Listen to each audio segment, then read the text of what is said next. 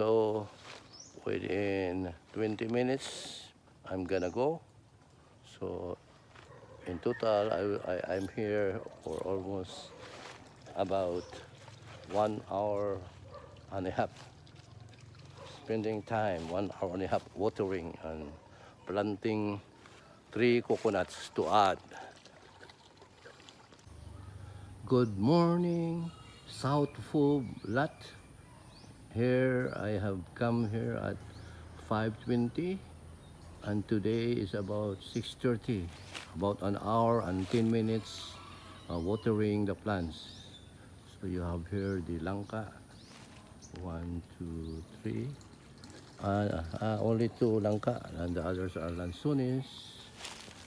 And you have here 1, 2, 3, 4, 5, 6, 7 coconuts, 8, 9, 10, 11, 12, 13, 14, 15, about 16 coconuts already planted.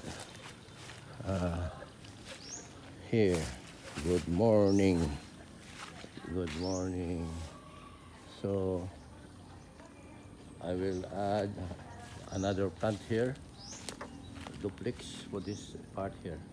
So there are gonna be about 17 plants of coconut all in all.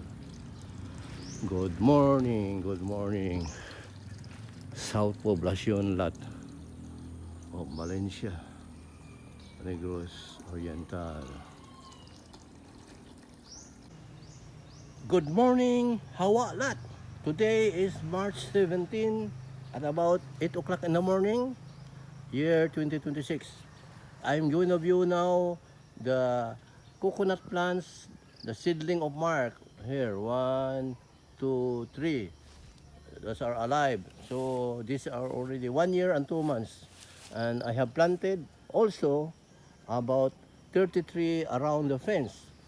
33 young coconuts all around the perimeter. But up to now, we need to clean the area because if you view the coconut along the perimeter, you cannot see them because of the shrub. I have to cut down these young shrubs or grasses that grow. So maybe little by little when you have time, so that you can view the coconut over there, like for example those there. So still a lot of time needed to clean this area in Hawa lot. Good morning. Okay. Thank you, Lord, for already 2 hours I have spent today. Today is April 17 here in Hawa lot.